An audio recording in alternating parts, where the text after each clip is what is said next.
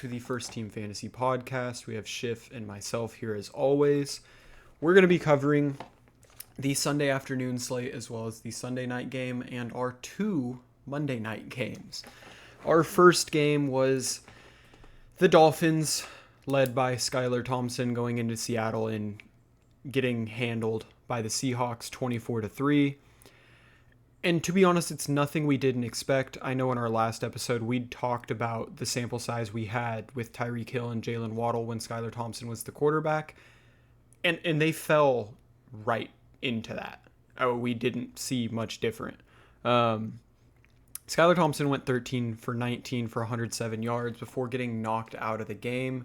He played 57% of the snaps. Then Tim Boyle came in and finished the other 43%. He went 7 of 13 for 79 yards. And he also carried it one time for 6 yards. I don't even want to talk about their fantasy stats. I mean, their guys were never going to pick up. But we hoped they could get it done for the receivers. And they did not. This is going to be... I mean, we'll talk about it more in the preview, but this week was just absolutely rough. Tyreek Hill and Jalen Waddle were both targeted 5 times. Hill caught 3 of his 5 for 40 yards, giving him 7. Waddle caught 4 of his 5 for 26, giving him 6.6. Julian Hill caught his 2 targets for 24, giving him 4.4. And then even Devon Achane, he's had a couple explosive runs, but he's also had a couple games where he's been bottled up a little bit on the ground, and that was the case in this one. He carried 11 times for 30 yards. He was targeted 5 times. He caught 3 of them for 28, giving him 8.8. Obviously, we'll see much better weeks, but, if Skylar Thompson's the quarterback, we just know there's limitations on this offense that really don't go very much higher than what we saw here. The good news for Achane is he did play 74% of the snaps. Jeff Wilson played 23% of the snaps. He got 3 carries for 14 yards. Jalen Wright played 21% of the snaps. He only got 2 carries for 17, giving him 1.7. And I mean, you can imagine, Jason Sanders finished with 2 fantasy points. He made a field goal, missed a field goal.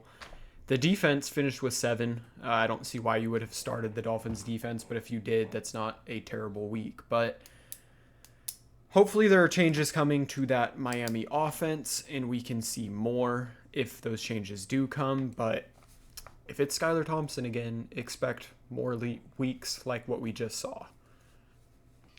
Yeah, I mean, I guess a highlight of that game was the fact that it was only 24-3, and realistically through a lot of this game, the Dolphins kept it reasonably close and within reach. Yeah. I mean, that's why it wasn't some crazy score, but the Dolphins defense going up against Will Levis, turnover prone antics this week. That their performance last week against the Seahawks made me comfortable with that streaming option.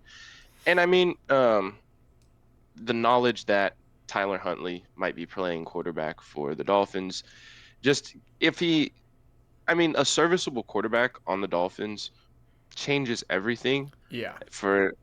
Obviously for the receivers, but for Achane too, because when the entire defense knows that they can only do one thing, which is either pass the ball at the line of scrimmage or run the ball, I mean, it's obvious what's going to happen. It completely takes away from Achane's ability, which is to create in space. And if there is no space, I mean, he's not Derrick Henry. He's not, you get him running downhill and eventually he's not a big body guy like that. So if we can get Huntley in there and create more opportunity for more guys, then it'll look a lot better for this Miami offense. Yeah.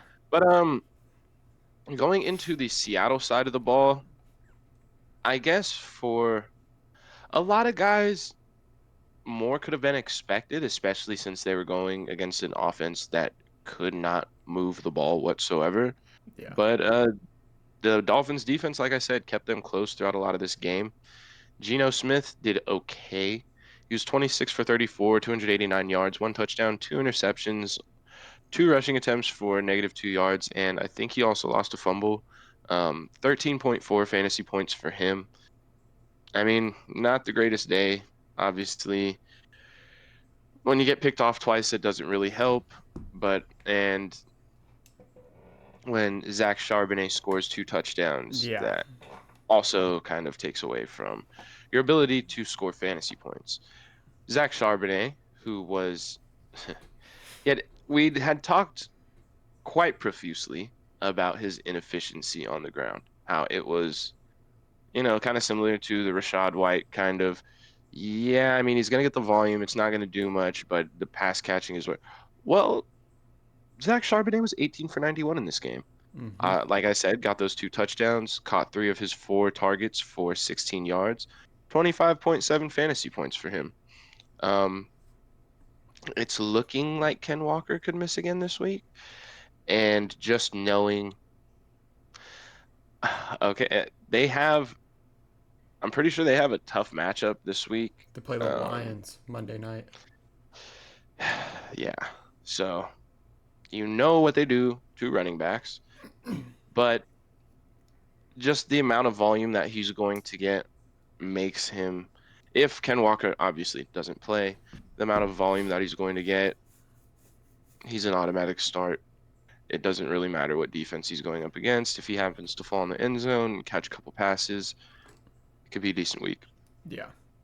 But he had a great game, 84% of the snaps. Kenny McIntosh got in there for another 16, obviously just to spell him, but Yeah. nothing crazy there. We saw DK have a nice little game yet again. Mm-hmm. Caught 4 of his 6 targets for 104 yards and a touchdown, 20.4 points for him. I mean, he's on the field most of the time. That's never something I'm really going to worry about. Jackson Smith and Ajigba played 88% of the snaps, but he only was targeted 3 times, which he caught all of for 39 yards, 6.9 points out of him.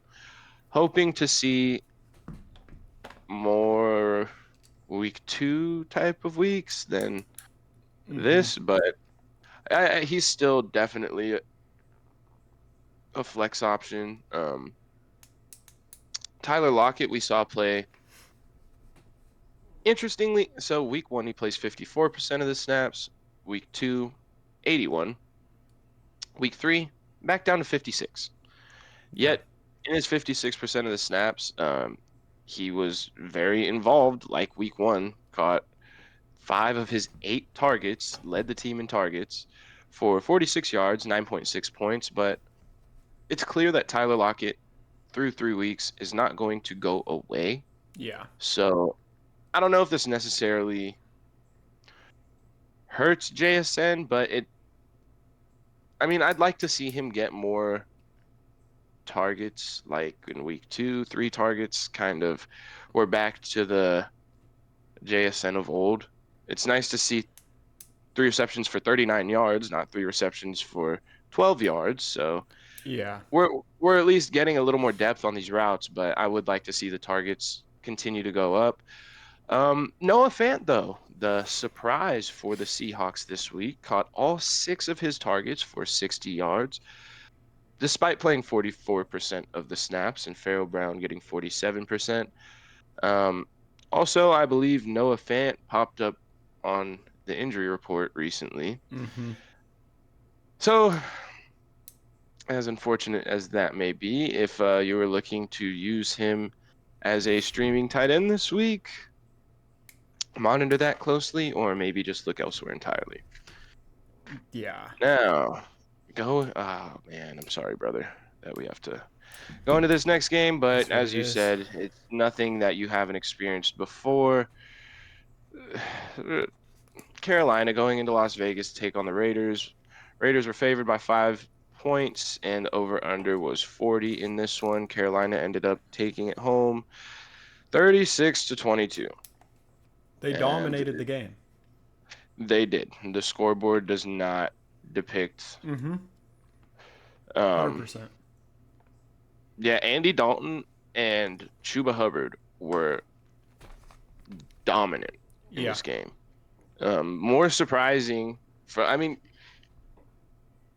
Andy Dalton, we'd seen the last start. I mean, I don't think they won the game, the last start he made, but we saw him come in and throw like 50 times for like 300 yards. So I had a feeling, okay, Andy Dalton might have a pretty decently big day. They're going to be throwing the ball. I was not expecting 26 for 37 for 319, 3 touchdowns, no interceptions. Yeah. Had 2 attempts for -2 yards. Obviously, that comes with the kneels, but 24.6 fantasy points out of Andy Dalton. That was not what I was expecting against a Raiders defense that had looked pretty good through the first couple weeks. But yeah, that's just the way some games go. And Chuba Hubbard, another one that just caught this one really caught me off guard. 21 for 114. Yeah. He averaged 5.4 carry, was dominating. Also caught all 5 of his targets for 55 yards and a touchdown. So Chuba Hubbard finished with 27.9 fantasy points. One thing that I think everybody who drafted this guy wanted to see. I'm moving on from Chuba Hubbard now. Uh, just to note on Hubbard, until Jonathan Brooks comes back, and even I think Hubbard will have some value as long as this offense can Yeah. Yeah. continue to have some life. Um, until Jonathan Brooks kind of takes over in that backfield, which we don't have a solid timeline for that yet. Yeah. So kind of like the Jordan Mason, I mean, you play him as long as you can, Absolutely. which this next guy, this was a huge sigh of relief from a lot of the fantasy community. Deontay Johnson caught 8 of his 14 targets for 122 and a touchdown. This was what you wanted to see with him coming to Carolina. Yeah. Obviously, didn't expect that it would take Andy Dalton to get it done, but however it gets done is however it gets done. So 26.2 fantasy points for Deontay. An amazing day. Quite unfortunately, in this game, we saw Adam Thielen catch a great diving touchdown, but proceed to hurt his hamstring and be placed on IR from that same play.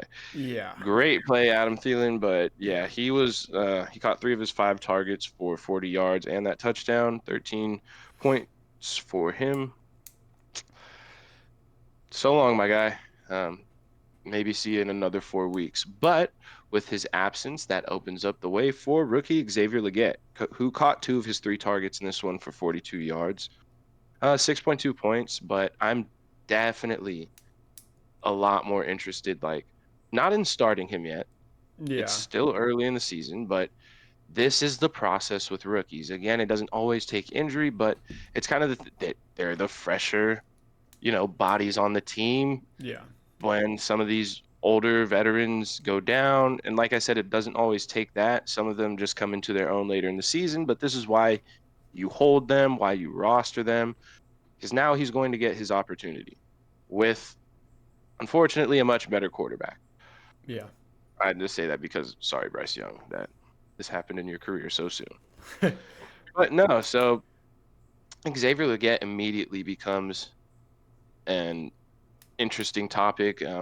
I haven't even considered dropping him since the draft. I was waiting for a time like this. But yeah, I feel like he should be rostered all over the place now, especially considering we know Andy Dalton will throw the ball a lot of times, Yeah. especially if they get down. And they're playing Cincinnati this week, whose offense looked great. Defense didn't look so good.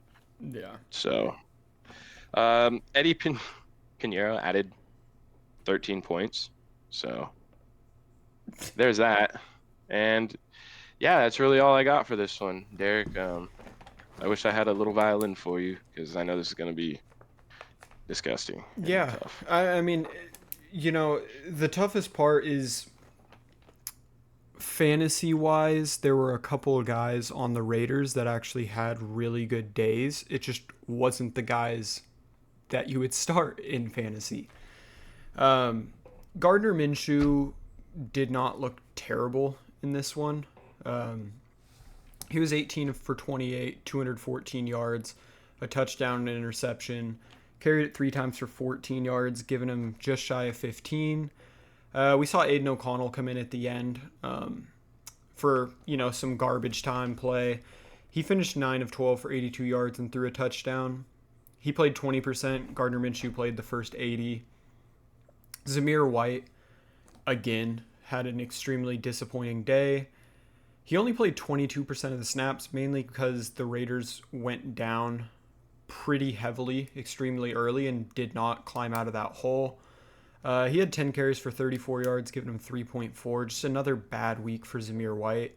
And it's getting to that point where, he's in he wasn't drafted as high, but I'm putting him in that boat with DeAndre Swift right now, where they've gotten 10 or so carries every single game, and it's just not there.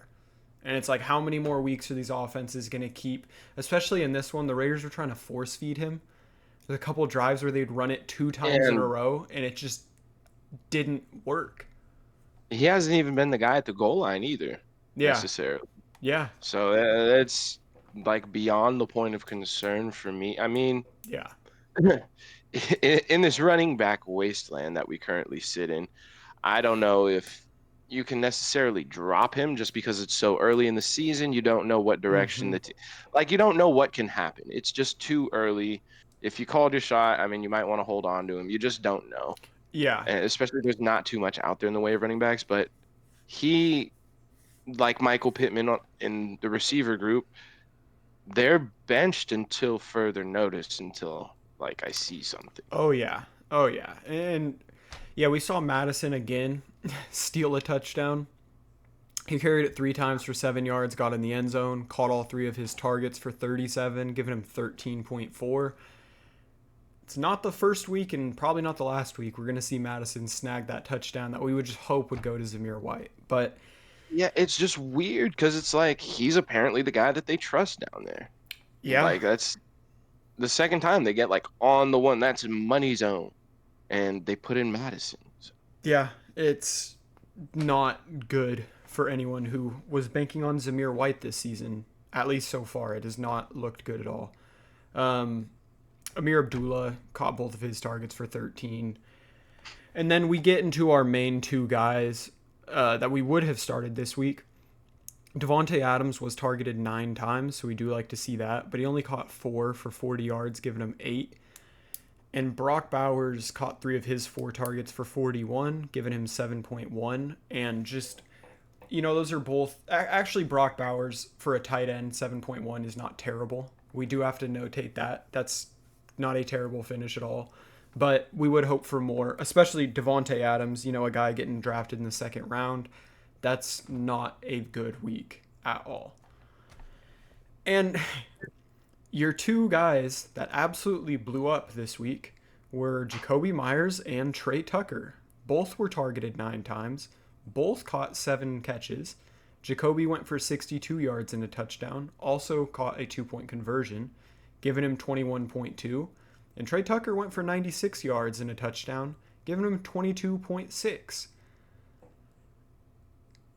It's just tough when the 2 obvious starts were Bowers and Adams, and they both kind of get bottled up a little bit. And then the 2 guys we would not have considered starting both pop off. But it happens. This was a terrible game for the Raiders, especially after how they played in Baltimore. I'm sure a lot of people, myself, probably Schiff as well, expected a lot more from the Raiders, and it just did not happen. So definitely cause for concern.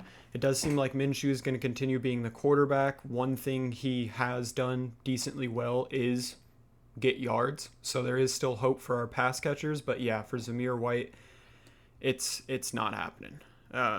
Daniel Carlson missed his only field goal. He made an extra point, gives you 1. The defense gives you -2. We close the book on that week and hope for better for anyone that have stock in the Raiders offense. Yeah, and I don't know. It was just two out of 3 weeks. I'm just notating one more thing. It's 2 out of 3 weeks that we have seen a running back go for over 100 yards against the Hmm. Raiders. Almost, I mean, granted, I think Derrick Henry went for 84, but the amount of negative runs that he had were, Yeah. I mean, if he had gotten going early, it's looking like the Raiders are a team that you absolutely play your running back against because I Yeah. don't know what's going on, but they cannot stop the run right now. So, yeah, just final thing I wanted to add in that game. No, and it's very valid. This next one's got to be. I mean, okay, the Panthers had to have been a big upset, but no one saw the Rams beating the 49ers. The Panthers was a big upset, but the Raiders at no point like had that game won. The Panthers scored the first touchdown. The Raiders were playing comeback the whole time, but San Francisco was up 14-0. Yep. They literally they all but had this game won. Mm-hmm. They snatched defeat from the jaws of victory. That they pulled a Chargers in this one. Yeah. Yeah, the Niners ended up choking that game in Los Angeles 27-24. 6.5 point favorite.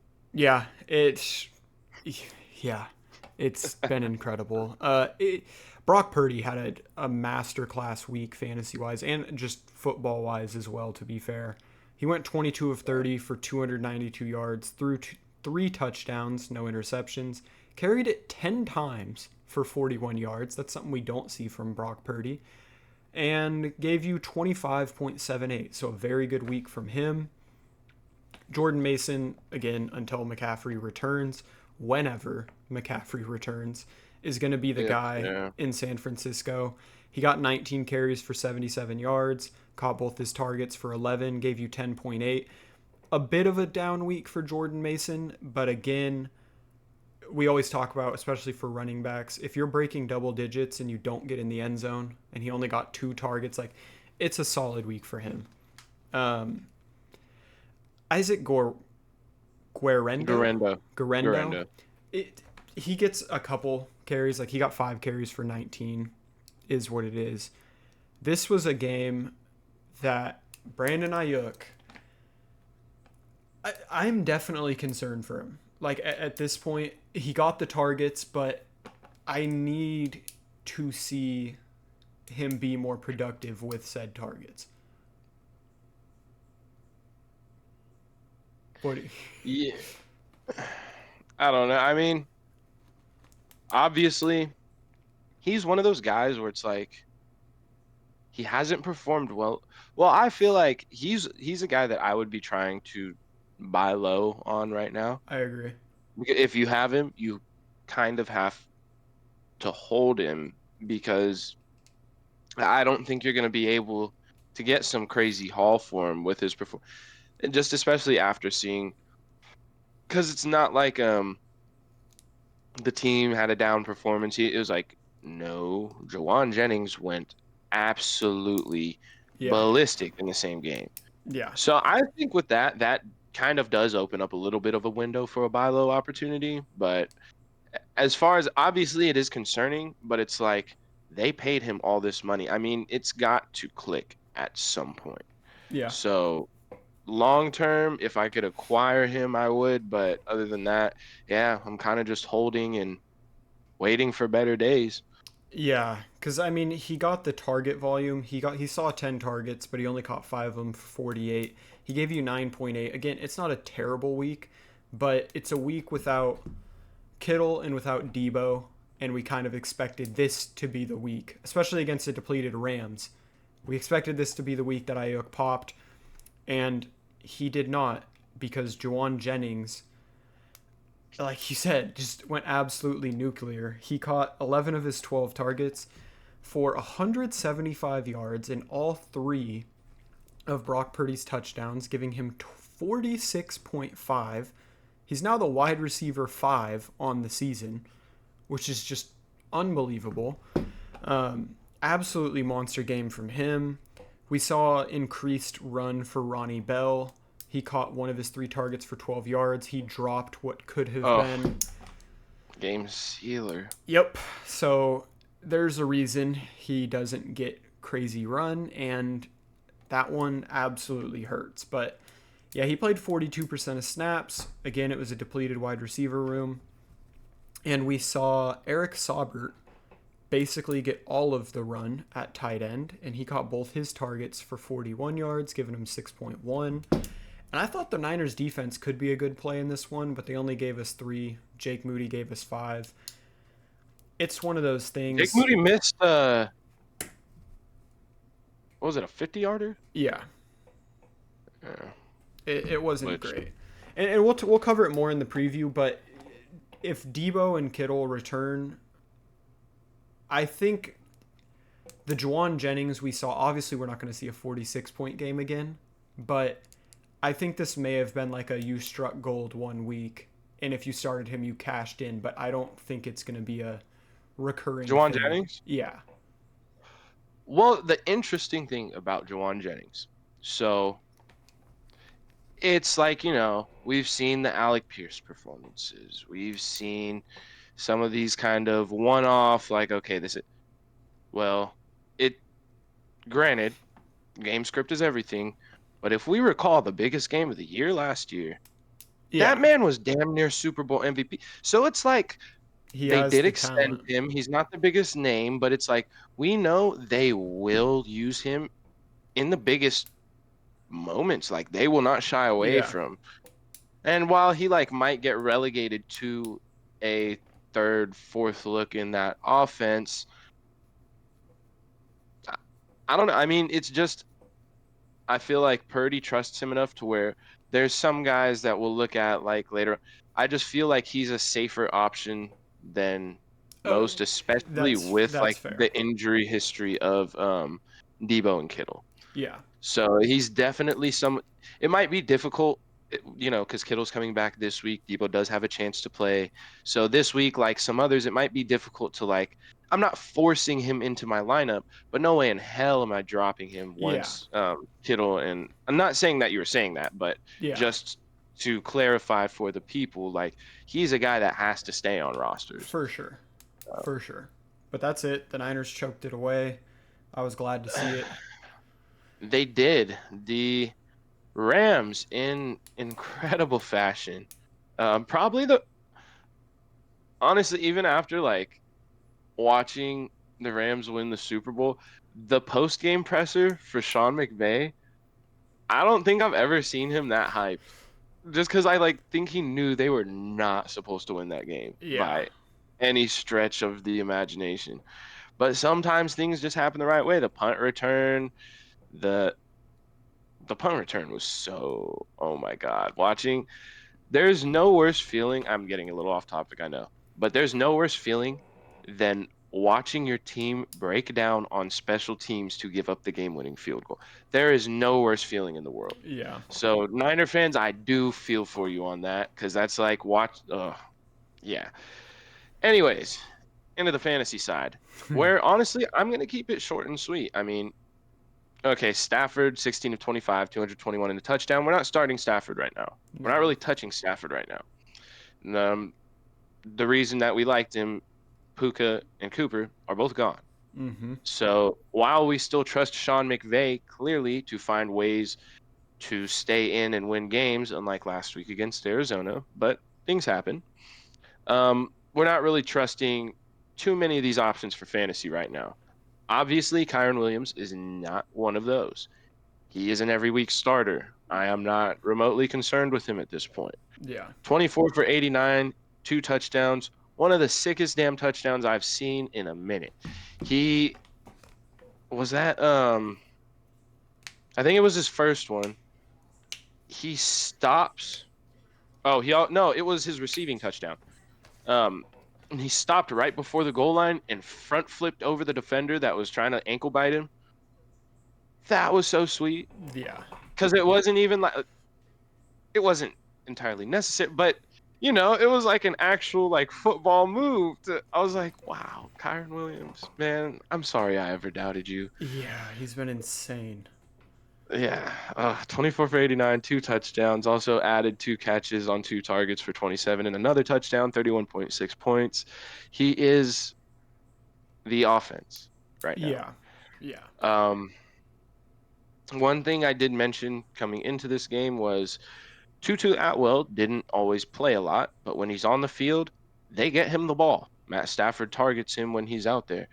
Well, this week, his snap percentage jumped to 74%, which was the second highest of all Rams wide receivers. So I think they are going to be using him a lot more while Cooper and Puka are out. And him and Stafford seem to have a pretty decent connection. He was caught 4 of his 5 targets for 93 yards, leading the Rams.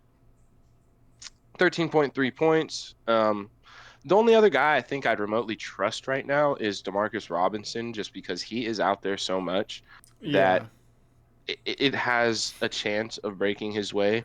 He only caught 1 of his 4 targets for 32 yards in this game for 4.2 points. But he played, I mean, in each of the 3 games, he's played 92%, 92%, 93% of the snaps. There's always going to be a chance that it breaks his way. And I think he did catch one deep ball that they happened to go back and review it and ruled him out on. So, I mean, he gets the targets. It's not going to be Cooper Kupp or Puka Nacua. Yeah. But Yeah. it's I think Demarcus Robinson is just a decent option to hold. He's like a safer than like a guy like Demario Douglas or Yeah. Josh Reynolds on offenses that we might have a few more questions about. I know that Matt Stafford can get the ball to Tutu Atwell and Demarcus Robinson. Yeah. But outside, I mean, Colby Parkinson, 3 for 5, 21 yards. Jordan Whittington caught all 3 of his passes for 28. And Tyler Johnson caught 3 of his 4 for 20. So it's like there's Kyron.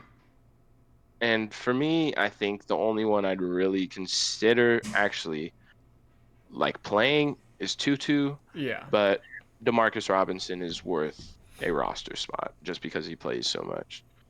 Yeah. That ball Um, gets spread around so much now that yeah, Cup and Puka are gone. Like every single receiver, it was between 3 and 5 targets for every single guy that even got a target. So it's just, well, yeah, and Kyron's gonna get a couple. yeah, So exactly. there's no remote consolidation of target like anywhere. Yeah. Well, and then Cardi added 9 points. Have to add that. But yeah, our next game. Oh man, I know if I was an Arizona Cardinals fan, I would have been beyond pissed off. I don't think I've seen. They were snapping it on the 2 minute warning. It was going from 2:01 to 2 minutes. Hadn't hit two yet before they snapped it. Yeah.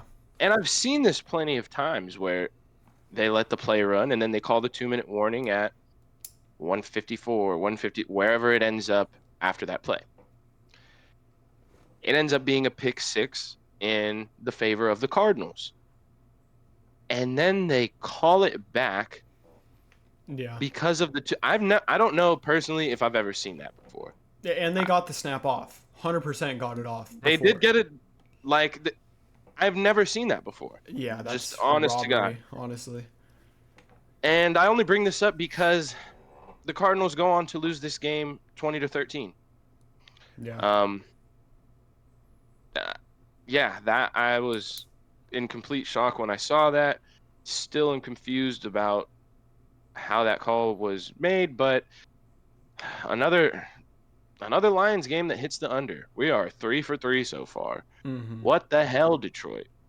This is not what we signed up for. I mean, in the way of some of these guys, we got what we wanted, the fantasy output, but Jared Goff, we said that at this point, like, okay, we're done with the Jared Goff streaming for now, at least. You got to show us something.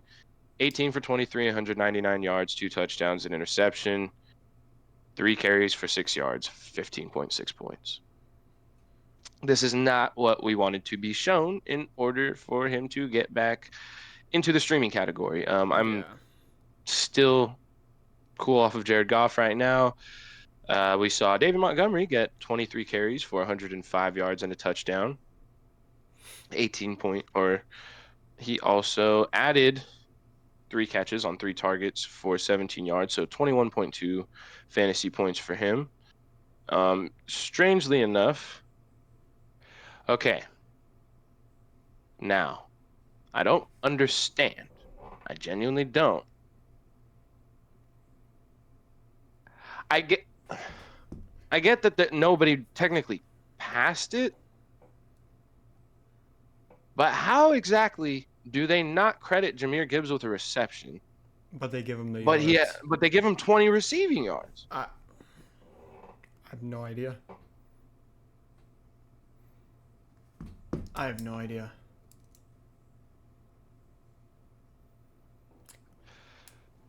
Yeah. I mean, wow. Um, it was funny because I was listening to the fantasy footballers talk about that. I thought they were joking, but no, they really have that as no receptions for 20 yards. Wow, that is. How do you? Okay, I'm getting off topic. That's just incredible how you can mark that as a stat. But yeah, he added no catches for 20 yards and a touchdown. 16.3 points for Jahmyr Gibbs. Yeah. It's the weirdest sentence I've ever said. Amon-Ra St. Brown got right, back where we like him Mm-hmm. in the end zone. Caught 7 of his 8 targets for 75 and a touchdown. Also, really wish, really wish that hook and ladder play would have counted as a passing touchdown or something for Amon-Ra, but It would have been sweet. whatever. Yeah, I mean, I didn't know how exactly they were going to count that, but apparently the most boring way possible. No touchdown pass, no catches, 20 yards. Yeah. Well, I mean, no, they awarded Jared Goff with that touchdown pass, I guess. Whatever. That's so Yeah. boring. That's boring. That's boring. Come on, statisticians. Yeah. But anyways, 20.5 points out of Amon-Ra St. Brown. Oh, Lord have mercy. If you happen to this was this was a game between two highly touted top 5 tight ends where it's like, all right, we really want to see it. And they both get hurt. Mm-hmm. Brock Bowers, low ankle sprain. It's looking like he might be back this week, but before he went out, caught Laporta both of his. I believe that's what I meant to say. I don't know what I said. said Brock Bowers, and I was like, Yeah, Sam Laporta. So, yeah, not trying to bring injury upon that, man. We need him. Sam Laporta yeah. is looking like he might play this week with a low ankle sprain. He caught both of his targets for 36 yards before going out in this one, 5.6 points. Brock Wright came in after he went out and caught 4 of 5 targets for 34 yards. I just saw one of our league mates pick up Brock Wright and fun times. Yeah. I mean, it is what it is. That's The most disappointing performance in this one came from my man Jameson Williams. Caught one of his 3 targets for 9 yards, 1.9 points. Kind of disappeared on us in this one. But in all, I have been very disappointed with the Detroit offense through the first 3 weeks. I want to see more. We signed up for more. We drafted these guys so high. I mean, Amon-Ra's getting it done. Jameer's getting it done, but it's like, Jared Goff, give us points. yeah. Yeah. Yeah, that's all I got for the Lions. It's been a tight end wasteland, and Laporta, he's young, so I'm not like nearly as concerned with him as I am for like a Travis Kelce or a Mark Andrews, where they're just genuinely getting older. But through 3 weeks, and he did get injured in this one, but he still played 63% of snaps. Sam Laporta only has 10 targets through 3 weeks. That's what concerns me the most. If he stays if he happened to stay at this pace, we're looking at 60 targets on the year. He had 120 last year. I think just something that I heard that was like brought up, kind of akin to the Ravens offense, where it's like we've not okay. So we've seen the Ravens offense be not necessarily one dimensional, but it was like their tight ends were a staple of the offense. There isn't like multiple facets that they can, oh, we're gonna go Yeah. here, oh, we're gonna like do this game. So far through 3 weeks, we've seen game one, Isaiah Likely with the huge involvement. And game two, there wasn't really much out of the tight ends at all. Yeah. Game three, both tight ends are just blocking the entire time. We got Rashad Bateman running out of the slot. Derrick Henry goes crazy. So it's like, and you look at the Lions, they could kind of do the same Yeah, thing. they're similar. They got two capable running backs. You have Amon Ra. Jamison Williams has kind of stepped up outside of this week. And it's like these guys Yeah. could be having great football games, but it's just not showing up on the stat sheet because these are actual good football teams that have more players that they can use. And it does suck because they are so talented, but it's like, Yeah. yeah, Yeah. It they're just not happens. forced to use them. Yeah. Like how the Giants are Malik Neighbors. Yeah. Gosh. God, I hope he's okay. Yeah. The Cardinals side of the ball. I mean, we had really only one good finish for someone we were starting. Kyler Murray had a solid-ish week. He was 21 of 34 for 207 yards. He threw a touchdown, threw a pick, got 45 yards on the ground on 5 carries, giving you 15.8.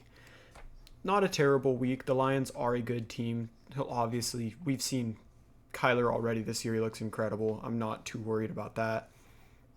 James Conner got absolutely bottled up in this one. He only had 17 yards on 9 carries, caught his lone target for 8, giving him 3.5. And honestly, I'm not too worried with him at all. He played 75% of the snaps. He's going to be the guy there. He's coming off 2 incredible weeks before that, and a couple weeks coming up look very favorable for him. So, I mean, no worries from Connor, but that is a dud week, and that does suck to see. No, definitely. Maserati Marv finds the end zone again, catches 5 of his 11 targets for 64 yards and a touchdown, 17.4. Very good week for him. Michael Wilson had a fantastic week. Caught 8 of his 9 targets for 64 yards, giving him 14.4. It's a good week. And I know you've been high on him. He's the number 2 receiver here, Greg Dortch out of the slot.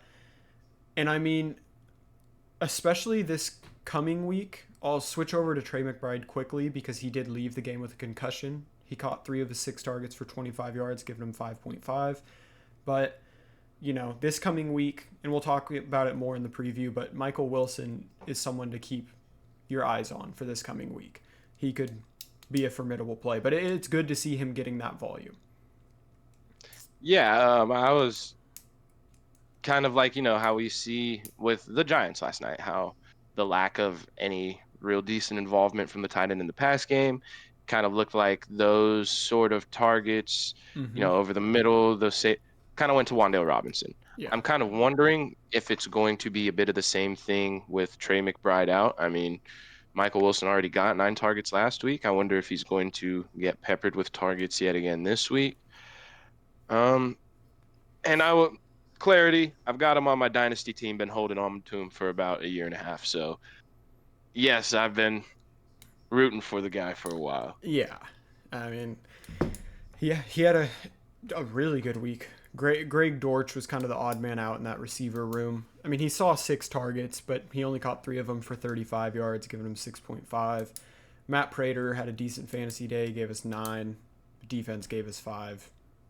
They only scored 13 points. There's only so much fantasy value that can go around when only 13 points are scored. But how interested would you be in now? I'm going to say Elijah Higgins. you know what's weird is actually, I have somewhat interest in him. He caught that touchdown, that crazy Kyler Murray touchdown week 2 against the The Rams. scramble. That was to Elijah Higgins in the end zone. I remember. Yeah, he's young. It's only his second year. He now steps in. He's going to get a bunch of the snaps. How much volume he's going to get? Who knows? I genuinely, who knows? It, like you said, it could be like the Giants, and Michael Wilson could be Wan'Dale Robinson this coming week. I have no idea. But if you have Trey McBride and you're looking at the tight end options, like after this many weeks, we're seeing like guys like Zach Ertz aren't there.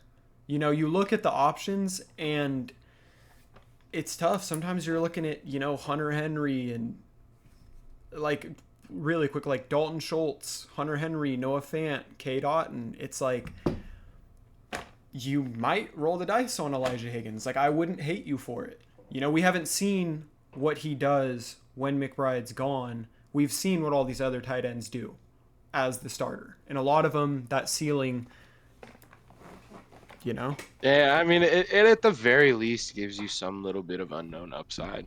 Like, Yeah, I mean, he's got in the end zone at least. Like, he threw it to him in the end zone, dude. yeah, I mean, you know what? It makes it more fun. At the very For least, sure. it makes it more fun because you don't know what you're gonna get. You play these other guys. I mean, you know what you're gonna get. Yeah. You play Noah You're gonna Fant get. after he gets 6 catches, and then he goes back and gives you his first 2-week performances, 3.1 or 2.4. Smack yourself. You I was knew about better. to say, like, You knew better. you're gonna get 2.7 points out of one of these other guys, but Yeah. who knows who the tight end is gonna be this week? Do you want me to start off this next one? Absolutely. Your favorite game of the week, I'm sure. My absolute least favorite game of the week for the fourth quarter of it. Yeah. The Ravens got me very drunk. Ravens went into AT&T Stadium and won 28-25, giving up most of those 25 points in the fourth quarter. Of course, why wouldn't they? Typical Ravens fashion. But realistically, it's like a lot of the times it has come from the Ravens in the way of just an inability to kind of move the ball at the end of the game. This one happened to be a onside kick that the Cowboys actually recovered. So despite typical Ravens fashion, they found another way to keep it close with the other team. In this one, we saw Lamar Jackson actually do really well passing the ball. Only threw it 15 times, but completed 12 of them for 182 and a touchdown. Also ran 14 times for 87 yards and a touchdown. So Yeah. we really, really like to see that. Finishing with 26 fantasy points, obviously amazing. And then, oh man, my favorite performance of the year so far. This is why we brought him in. People were saying he was washed, saying he was done. The king, Derrick Henry, 25 attempts for 151 yards and 2 touchdowns. And then, oh, by the way, just let me add in a 23-yard reception on my only target. 30.4 points for the king. Amazing week. Dude, but it's like we really, in our preseason episodes, we were talking, I was like, dude, Derrick Henry could seriously, like, I'm not even overshooting with this. I feel like I should have looked and saw what the odds were for Derrick Henry scoring 15 touchdowns this year. Gets one We're every 3 week. games through the season, and he's got 4 touchdowns. Mm-hmm. It's going to happen, my friends, if he stays healthy. Yeah. Obviously, I'm very excited about this. This is what we brought him in for, and to come in and close games and be able to run the ball like that, and we won. Justice Hill added 33 yards on 5 carries and also caught both of his targets for 21 yards, 7.4 points. The funny thing about Justice Hill is like he offers a solid emergency option, like just solid emergency flex option. If you need, like, just need to throw somebody in, like they play Sunday night. You need to throw somebody in at the last second. Justice Hill will get you like 5 to 10 points, maybe. In the off chance that he does something crazy and scores a touchdown, then yeah, Yeah. he'll do better. But he just stays involved. They just extended his contract. He means a lot to this offense. Coming from a Ravens fan, like watching him throughout the years, of the running backs that stayed, Gus Edwards and J.K. Dobbins, they let walk and they kept Justice Hill. Yeah. Obviously, his role for this offense is very important. And I mean, he's done well with what he's gotten.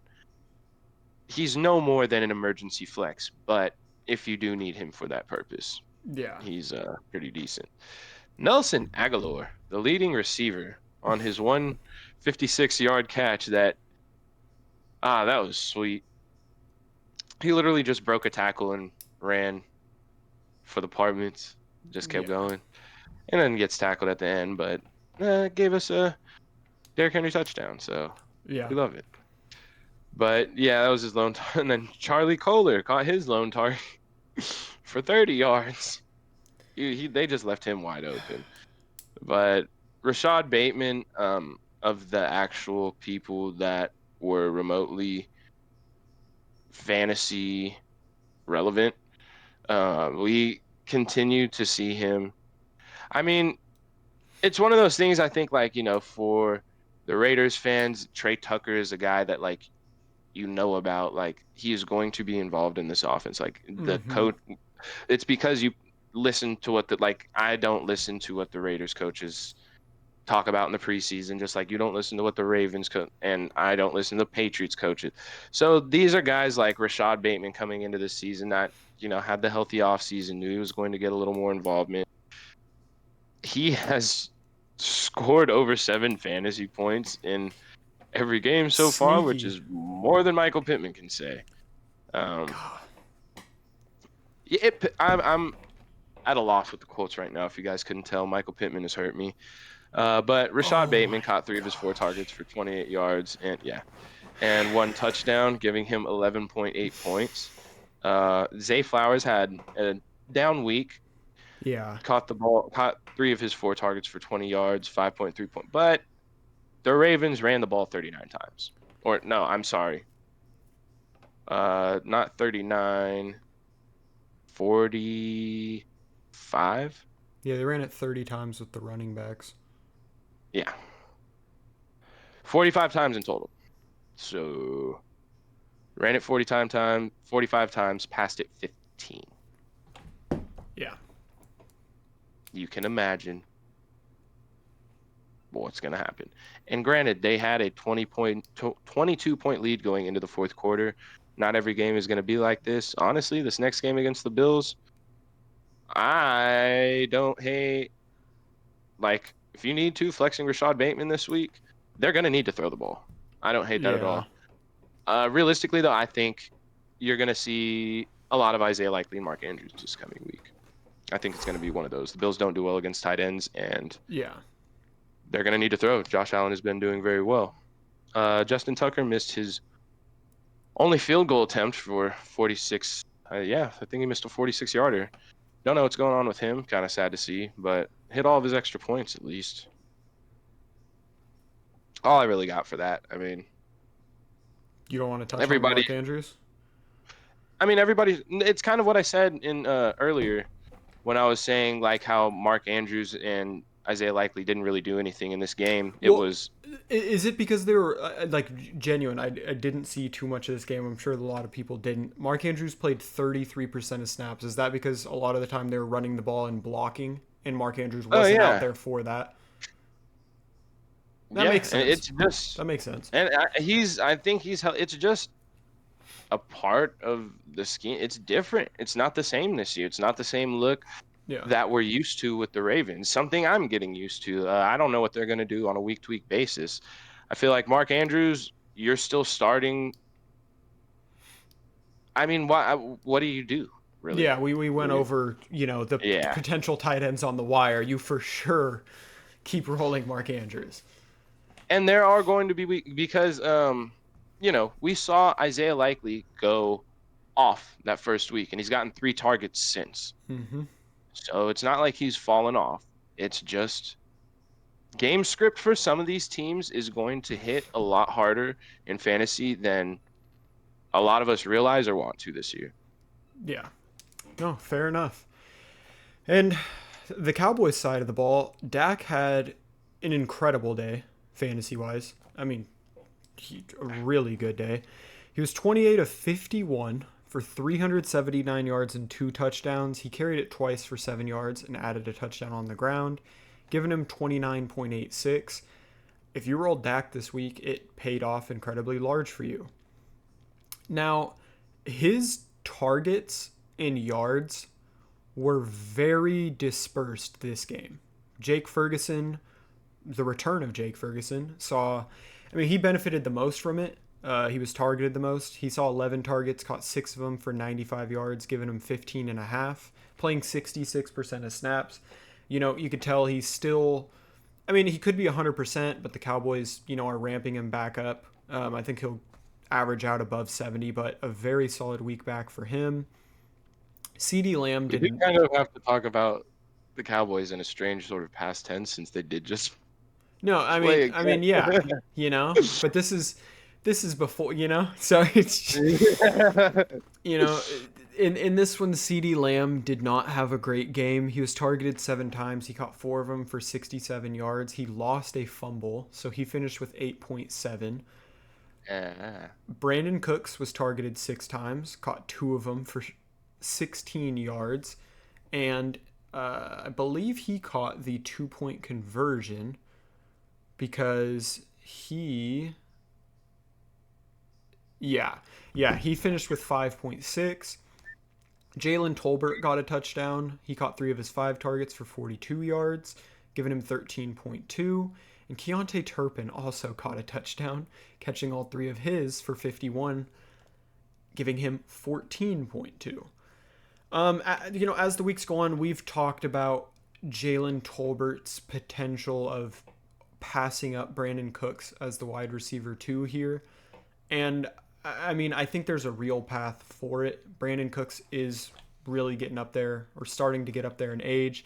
And Jalen Tolbert's, been on the team. I believe it's his 3rd year now. And he's seeing a lot more volume this year than he has seen at any point in his career leading up to it. Obviously, they were down fairly large a majority of this game, so they didn't run the ball too many times. Rico Dowdle carried it 8 times for 32 yards. Also caught 3 of his 5 targets for 24. He played the most of any running back, played 46% of snaps. He got 8.6. Hunter Lipke plays an awkward amount for the Cowboys. He is awkwardly involved in that offense. He was out there for 38% of snaps, caught 2 of his 3 targets for 41 yards, giving him 6.1. And I think we've reached the point where it's going to be Rico Dowdle over Zeke. Now, and again, just for the dramatics of it, I want the Cowboys to activate Dalvin Cook and see what he has, because to be fair, Zeke just doesn't look like he has much left. I'm not saying Dalvin has more than that left, but I'm very curious, dude. I just want to see Dalvin get one last go at it. But because Zeke was very uninvolved in this one. He only played 19% of the snaps. He rushed it 3 times for 6 yards, caught 1 of his 2 targets for 6, giving him 2.2. It's a weird one. Dak threw almost 400 yards. 95 of those went to Jake Ferguson, and then the rest of the yards were just you got a little bit. It went all over the place this game. Obviously, Jake Ferguson and CeeDee Lamb are going to be the 2 main guys there, but we'll monitor it going forward. Brandon Aubrey was great again, gave you 11 fantasy points, and this Cowboys defense is not what it has been these past couple of years. We saw it with the Eagles. The Eagles had a stretch of, I think, 3 years where they were incredible, and then they just kind of plummeted all the way down to like the 26th rank fantasy defense. And I think that's kind of what we're seeing from the Cowboys this year. They're dealing with injuries. They've had guys leave. Still, the loss of Stephon Gilmore is monstrous. And I'm only touching on that because the Cowboys fantasy defense has been huge for a lot of teams. Teams have won multiple weeks because of that defense. And I just don't think this year that's going to be something we can rely on again. Yeah, and just wait till we get to the Thursday night recap and you hear who else that defense lost. Yeah. But going to our Sunday night game, another game that the Kansas City Chiefs cheated. I meant one. I mean, again, winning teams, they beat the Falcons 22-17 in Atlanta. Winning teams find ways to win games. The Chiefs legitimately have been one play away each game from losing every single game. But again, winning teams win. It is what it is, you know? And cheating teams cheat. It is. Yeah. I can't. No, I mean, it's just... It's frustrating. It's like, yeah, I want to say credit where credit's due, but you got a receiver that should be in jail.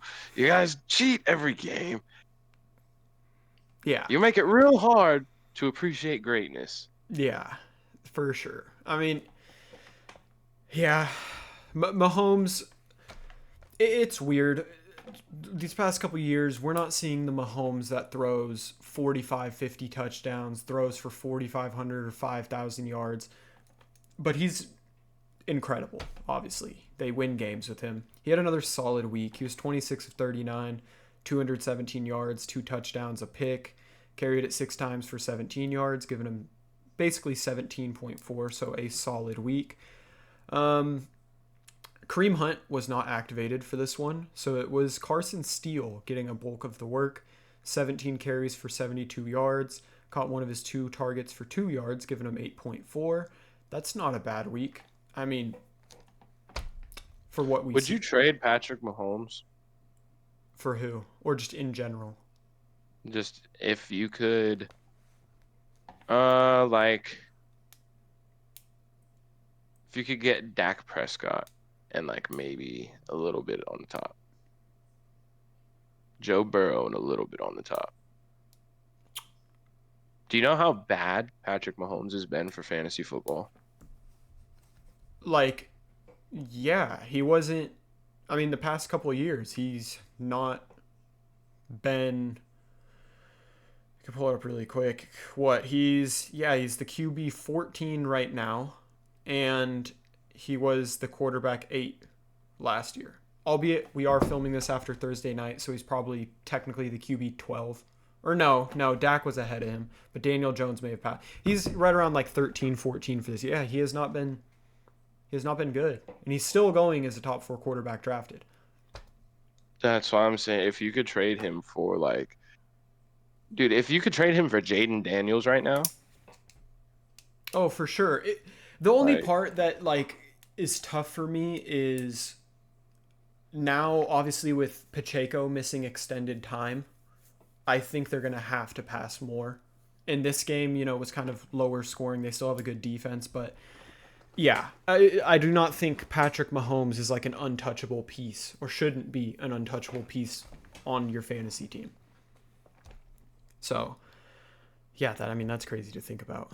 Yeah. Pirine played the other 38%. We only saw 2 running backs in this one. Pirine was the other guy. Carried it 6 times for 25. Caught 3 of his 4 targets for 15, giving him 7. Kareem Hunt is going to be activated this coming week, and this room will get even more muddled as we saw. But I think Carson Steele is by far the youngest and has the most juice in his legs. So if I had hope for any of the 3, it would be him. But I do think it's going to be a committee. Rashee Rice is absolutely that guy for Patrick Mahomes. Caught 12 of his 14 targets for 110 yards and a touchdown. He had 1 carry for a single yard, giving him 29.1. Xavier Worthy, he had that explosive first game, mainly because he got in the end zone twice, and since then he has not done. Yeah. We said it, man. They're 2 broken plays. Yeah. One of them, the defense was out of position on the end around, and the guy's faster. It was first time they'd seen him in the NFL. Yeah. Second time was a broken play. The guys were, Kyle Hamilton was supposed to be over the top, got out of position. It's like the dude's not superstar wide receiver. Like, he's not to be talked about in the same sentence as Malik Neighbors, as Marvin Harrison Jr., Yeah. as Brian Thomas Jr. Yeah. So that was kind of the thing. It's like, yeah, he's a cool little gadget guy that like he could have big weeks here and there, but in between that, It's this been is what you're duds. gonna get. Yeah, and I mean, what we got was 4 targets. He caught 2 of them for 17 yards, carried it 3 times for 13, giving him 5 fantasy points.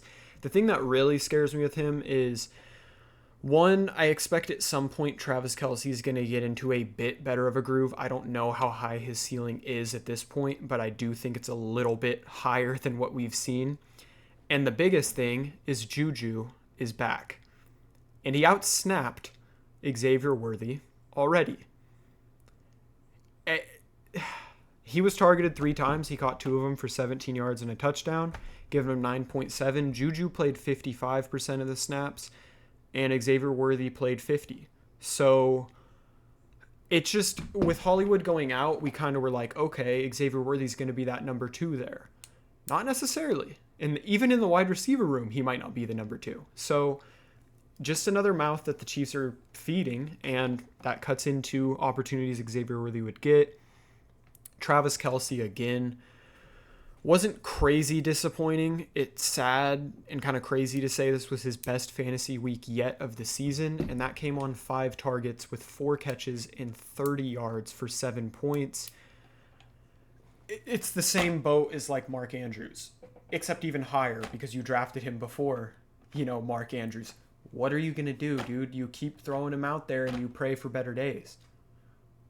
Yeah, he's one that, I mean, if you don't want to, I don't blame you, but I think now would be a good time. Like, if you want a chance at having one of the top 5 tight ends down the stretch, if you believe that, kind of the preseason, he was going on the tours with Taylor, and obviously you've probably by now seen the commercials for that new FX show that he's in. So he's all over the place doing this and that, and Mm-hmm. older guy, not really at training camp. So this kind of might be like the preseason for him getting back into form.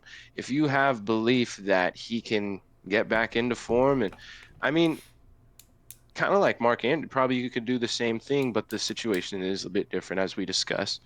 Yeah. You could probably go out and acquire Travis Kelce for cheaper now than ever before, Yeah. because No, the Travis Kelce manager has to be kind of disgruntled at this point. no, and it's funny you mentioned that because in one of my leagues, I'm actually trying to acquire Travis Kelce, and right now the trade is centered around Brian Robinson and one more piece for Travis Kelce. And the crazy part is I sat there and asked myself, is it even worth trading Brian Robinson for Travis Kelce? Yeah, it's hard. Like, it was funny. Like, another show they were talking about. Oh, would you trade Dallas Goedert, the current tight end one, for Travis Kelce? And they're like, a lot of Dallas Goedert owners. Funny enough, Nick owns both of them in our league, so Yeah. a conundrum that won't be faced. But uh, it was like, yeah, thinking about it, like a lot of Goedert owners probably wouldn't do that. Well, and that's the case I'm in. This guy that's willing to trade away Travis Kelce is starting Dallas Goedert. So I'm like, if you're going to start Dallas Goedert, it's weird, but to the rest of the league, that almost decreases Travis Kelce's value even more. Because now I'm like, well, you're putting this guy on your bench. You don't even have faith to start him. So I mean, Yeah, it's a so weird it time. just It's a goes very to weird show time. that I very much do think he could get it together, but this could be the year that we all knew was actually coming. Yeah. But that's all I had for the Chiefs. Butker's a guy you leave in the lineup no matter what. He had 12 points.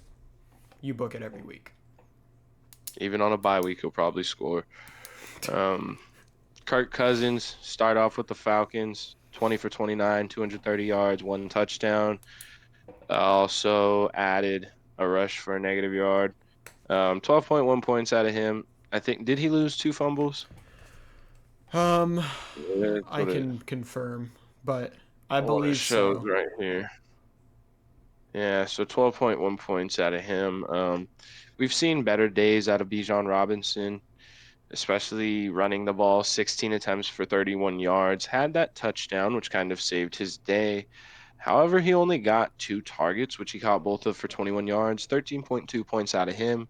Not horrible. I mean, if that could be like a baseline for Bijan, then yeah, that's great. But definitely wanting to see a little bit more. And as we know, this Chiefs defense is very solid. They've been good against the run so far this year. Yeah. Tyler Algier added 7 rush attempts for 32 yards. Did not get targeted in this one. Ray McLeod, of course, had a 20-yard rush. He also got 3 targets, caught 2 of them for 17 yards. Um, when I was saying last week like that, it's like we have Darnell Mooney and Ray McLeod on the field 100% of the time. Darnell Mooney still out there 93% of the snaps. Mm-hmm. Ray McLeod still out there 95%. Drake London obviously 100, and he was the lead receiver as he should be a decent amount of weeks. Although him and Darnell Mooney are pretty close on targets, receptions, and yards probably throughout this whole year. But in this one, Drake London, 9 targets, 6 catches for 67, and got a touchdown, which put him at 18.7 fantasy points. Darnell Mooney, a guy that Mm-hmm. I currently sitting at the wide receiver well, after this past game, that might have changed a little bit. Before Thursday night, was sitting at the wide receiver 35 in PPR. Honestly, man, like we saw the talent when he was on Chicago, Mm-hmm. and it was like just a problem with Justin Fields not being able to get him the ball. Him as Kirk Cousins wide receiver too, I am currently starting him over Michael Pittman this week. Yeah. I think he is a great option for fantasy. I mean, he got 8 targets, caught all of them for 66. He's out there for 93% of the snaps. Yeah. This dude like could seriously be not a league winner or anything, but like an option that you pick up off the waiver that ends up being an every week wide receiver 3, an Mm-hmm. every week flex. So I'm loving Darnell Mooney right now. Especially those targets are just great. Kyle Pitts. Now Kyle Pitts. You can't really do the thing where it's like you take this play away but that man had a 50-yard catch, was 2 for 59. Yeah. You do the math. 7.9 points for him because he did get that catch. But I mean, the concerns with him are the concerns that we've always had. He doesn't, you know, he's not consistent. He doesn't get separation. He's athletic as hell, but it just worries me that outside of that big play, we're looking at a 1.9 point game. Yeah. So, Young Wei Hu, 7 points. I I think after like how Kirk Cousins used TJ Hawkinson once he came to Minnesota, and it was like, oh, Kirk Cousins is gonna feed his tight end. Kyle Pitts every year has had an excuse to like before it was the quarterback play. This year, even a little bit, they're like Kirk doesn't look the exact same. But at some point, dude, Kyle Pitts, you had a very solid rookie season, and then you just haven't necessarily done it. And his catch efficiency has been horrendous through his career. That's a big thing. He only catches it like a little over 50% of the time you throw it to him.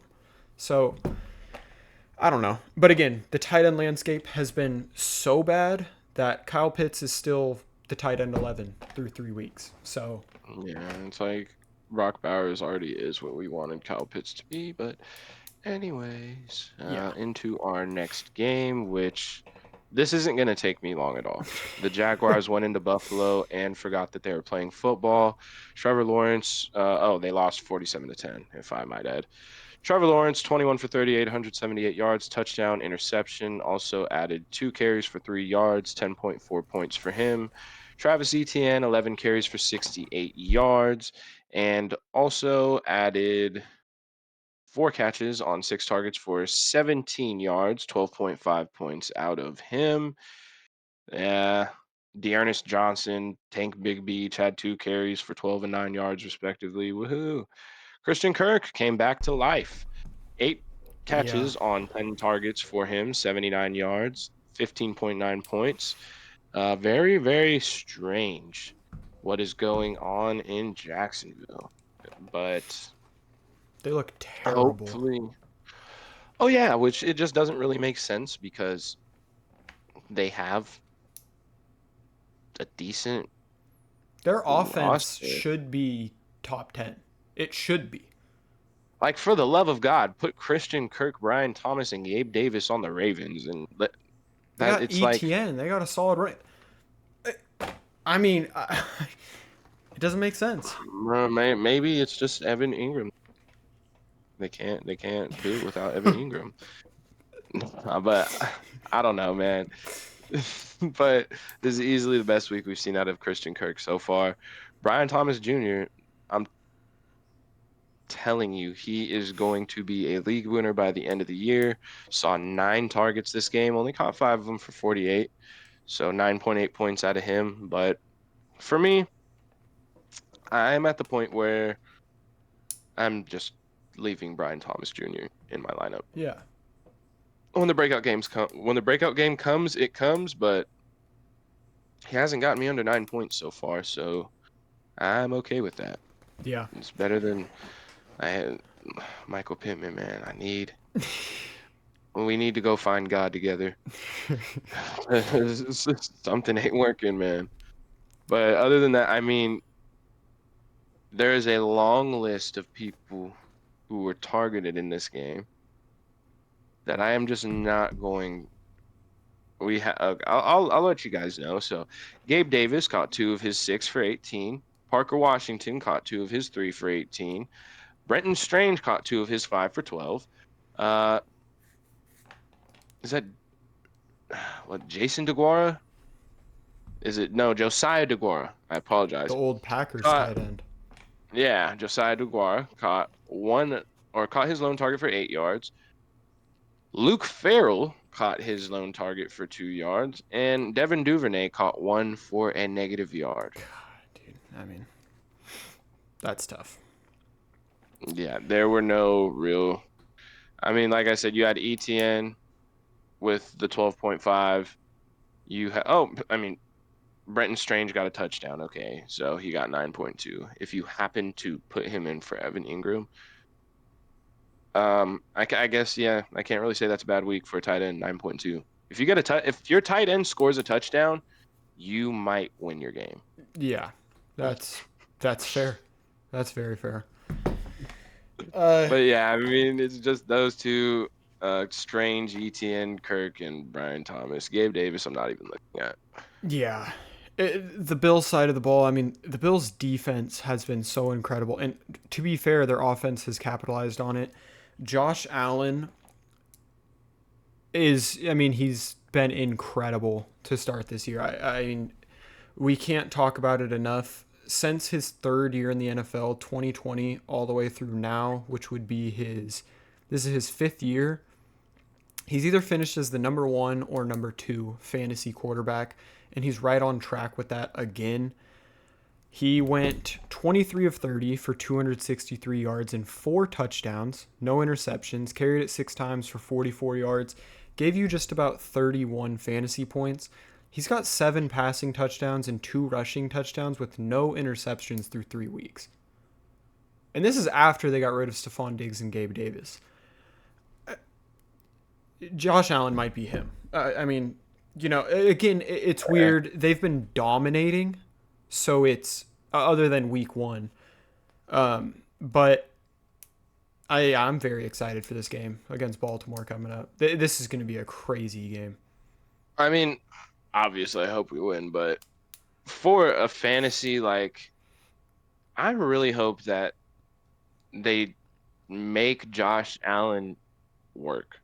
Yeah. Like, they make him actually Because, like, dude, I want to see what it looks like when they need to throw the ball to their playmaker, when they need to get the ball to Dalton Kincaid. When so I want to see what this team looks like under a little pressure. So hopefully the Ravens at home Sunday night can provide that. Because I'm really interested to see, like, what does this team really got? Yeah. Obviously, like we said, week 1 against the Cardinals, that was a good game. But the last 2 weeks have just been like, Yeah, they've strolled through it. yeah, last week, I mean, all credit due to Josh Allen. He literally went out there and did whatever he wanted, threw the ball to whoever he wanted, said, here's a touchdown for you, and you. Yeah. So, I mean, that was great. But I would like to see, like, with an opposing offense that can actually score every other drive with them, let's see what it looks like. Yeah. Really excited for this Sunday night game. Hopefully it lives up to our expectations. For sure. And, with the scoreline, you can imagine the three main receivers on this team, like Khalil Shakir, only played 55% of snaps. He caught all 6 of his targets for 72 and a touchdown, gave him 19.2. He's been very solid. He's currently the wide receiver 19. He's got 3 double-digit finishes. Keon Coleman only played 31% of snaps, caught his lone target for a 24-yard touchdown, 9.4. Curtis Samuel played 27% of snaps, caught all 3 of his targets for 22, 5.2. Even Kincaid only played 53% of snaps, caught 3 of his 5 targets for 41 yards and a touchdown, 13.1. And then you get to the running backs, like James Cook was chilling in this one. He only played 50% of snaps, 11 carries for 39 yards and a touchdown, caught 4 of his 5 targets for 48 yards, 18.7 on 50% of snaps. I mean, incredible output. And then we saw extensive doses of Ty Johnson and Ray Davis that we won't necessarily see them get this much volume unless it's in a blowout like this. But Ty Johnson carried it 3 times for 18, caught all 3 of his targets for 28. And a touchdown, giving him 13.6, and Ray Davis 7 carries for 22 yards and a touchdown. Caught his lone target for a yard, giving him 9.3. Like Schiff mentioned, literally, you get a touchdown. Everyone got a touchdown in this game. Just about everyone got a touchdown. So it was just a monster day. Tyler Bass gave you 11. The defense gave you 14. It was just a huge week for the Bills. And going to... It's so crazy because and again, we've seen the week 4 Thursday night by the time we record this, but one of the top 2 candidates in my eyes so far for the rookie of the year is Jaden Daniels. Leads the Commanders into Cincinnati, beats the Bengals 38-33, and Jaden Daniels looks incredible. He has looked very good. It's something we talked about too. Him and Bo Nix and Michael Penix, but he hasn't seen the field. Him and Bo Nix are a couple of years older than the rest of these rookie quarterbacks. They've got more high-level games under their belt. They should be a bit more mature and ready for NFL games, and Jaden Daniels is showing it. Jaden Daniels is realistically a far more experienced quarterback than Anthony Richardson. Yes. Far more experienced. Yes. Like, those are things you got to look at for these rookie quarterbacks. And I know it's Anthony's second year, but he missed most of last year. Some of these guys have a lot more high-level games under their belt, and it shows early on in careers. And Jaden Daniels was almost perfect in this game. He was 21 of 23, 254 yards, 2 touchdowns, 12 carries for 39 yards and a touchdown, 28 fantasy points. Have an absolute day. Brian Robinson wasn't efficient on the ground. He carried it 16 times for 33 yards, but did get in the end zone. Caught his lone target for 4 yards, giving him 10.7. He played 76% of the snaps, and a lot of that was because Austin Eckler did go down fairly early and missed the rest of the game. Who was looking incredible. He was, dude. He was looking very good. This man put on his Chargers jersey from 2 years ago on under the uniform, and he looked amazing out there. Yeah.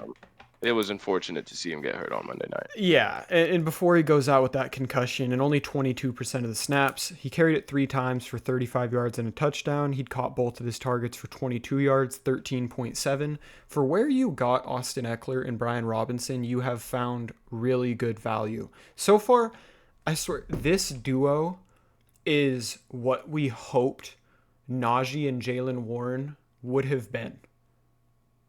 I feel like that's a really good comparison. Like, Brian Robinson's the one that gets most of the carries. He's Najee. Austin Eckler's an upgraded Jalen Warren. And the offense hums at a bit higher of a pace. But yeah, Austin Eckler's gave us double digits all 3 weeks. He's been very solid so far for them. We saw Scary Terry.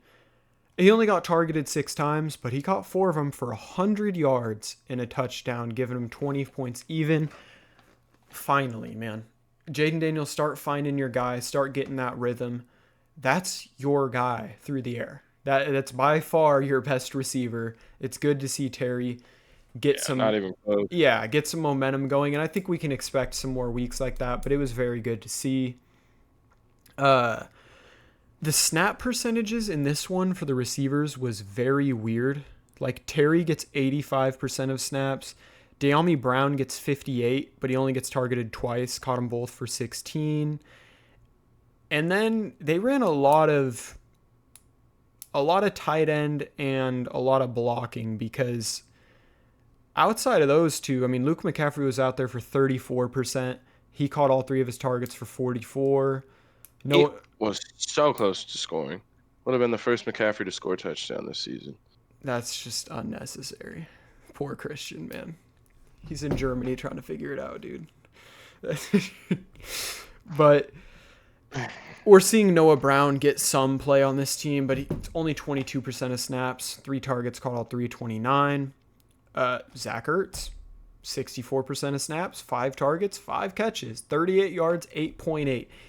And again, we've talked about him long enough to where we're like, he's Mr. Reliable. He's still only rostered in 37% of leagues on Sleeper. But every league I'm in, he's rostered. And every league you're in, he should be rostered. Every league I'm in, he's rostered. Yeah, he's the tight end 10. He's been consistent. If you're dealing with an injury or you want a safe play, he should not burn you. And outside of that, you know, the kicker, Austin Siebert, who had 22 fantasy points last week on 7 field goals.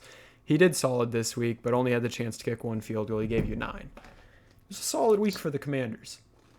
Still appreciative, 9 points. Yeah, for sure. All right. So honestly, this game was everything anybody could have hoped for. Mm-hmm. Like, we finally, man, like, we've been waiting. We get a 71 point total in a game, and it was great. It truly was. For everybody who'd been waiting for the Bengals, I mean, they didn't exactly get off the schneid for real football purposes, but for fantasy, it looked amazing. Joe Burrow was 29 for 38, 324 yards, 3 touchdowns. Also ran the ball 1 time for 4 yards. 25.4 points out of Joe. It seems like slow starts are in the DNA of the Cincinnati Bengals. Oh, yeah. And we've now reached the point where, okay, here we are. It's time. If you can acquire Bengals, now's the time to go get them before they go out and play Carolina and absolutely torch them this week. Mm-hmm. I mean, realistically, I don't think that Cincinnati loses their 4th game in a row. Even being a Ravens fan, like, just being realistic here, it's hard to I'm pretty sure it's hard to imagine a world where the Bengals and Joe Burrow, healthy, are 0-4. Yeah. So yeah, if you can go out and, well, it would be a lot harder after this game to get Jamar Chase, but if you can go out and get T. Higgins, I think now would be an amazing time. But yeah, now I'll get into the rest of the team now that I've given my piece on that. So Zach Moss was 12 for 58 with a touchdown, and also added 5 receptions on 6 targets for 39 yards, which, oh God, those, like, 2 catches and touchdown at the end of the game beat me by like 5 points in one league or something. Regardless, Zach Moss still the clear cut running back one there. I mean, Chase Brown got 3 targets to Zach Moss's 6, and then Zach Moss got 39 receiving yards. Chase Brown got 7. Caught 2 targets. Chase Brown was a little bit more efficient on the ground, though. Yeah. Had 7 attempts for 62 yards. He ended up finishing with 8.9 fantasy points. I think he, throughout the season, I don't know if he'll take over or not, but he could become a little more like how I view Braylon Allen, just in a sense that Yeah. he is the more explosive. Well, Braylon Allen is not more. Don't hear what I'm not saying. Braylon Allen's not more explosive than Brees, but on this offense, Chase Brown is the more explosive back. Offers a bit of a change of pace that can and probably will get volume as the season goes along. Because I mean, Zach Moss just is not as dynamic as Joe Mixon was. Yeah. I don't believe, and so I kind of think the team's missing a little bit something there. But Jamar Chase had a wonderful day. Caught Mm-hmm. 6 of his 7 targets for 118 and 2 touchdowns, giving him 29.8 fantasy points. Andre Yoshivas refuses to go away. Caught 5 of his 7 targets for 52 and a touchdown, and did one of the worst Dougies I've ever seen in my entire life. Um, Probably better dances you could do, bud. But as long as you're getting in the end zone, you're making a lot more money than me. Can I really say? Yeah. 16.2 That's fair. points out of him. Mike Gesicki continued to be relevant, especially for a tight end this week. Or last week, whatever. No, it was this week. It was Monday. Caught 4 of his 5 targets for 47 yards, giving him 8.7 points. T. Higgins disappointed as he has many times in the past, but as we said, now I believe is the time to hop on that train. He caught Yeah. 3 of his 6 targets for 39 yards, only 6.9 points out of him. And then their rookie tight end Eric All added 4 catches on 4 targets for 22 yards, continuing to frustrate any Bengals tight end owner because they just can. Oh, do you want to hear the snap percentages again? Gesicki 50%, Drew Sample 40, and Eric All 34. And that's what they do. Eric All It's might be the typical. new Mitch Wilcox of last year. He had like 5 or 6 weeks in a row. You remember this? Where he was Yeah. getting like And that's why I 34% of bring it up snaps. It's because how it's they like you could operate. go through our history, like we. Yeah. That's what I said, and in typical Bengals fashion, because this is something that we've seen since last year that they will continue to do. Yeah. But that was honestly probably the most fun game of the week, the very last one. Yeah. Definitely appreciative for that. And yeah, that was a jam-packed episode. Yeah. A lot to get in there for you guys, but kind of the meat and potatoes of the week, in my For sure. opinion, rested in that slate. Yeah. There's a lot of just weird stuff that happened in the morning games. So, but yeah, no, a lot of good things in this slate. A lot to preview coming up and a lot to look forward to this week.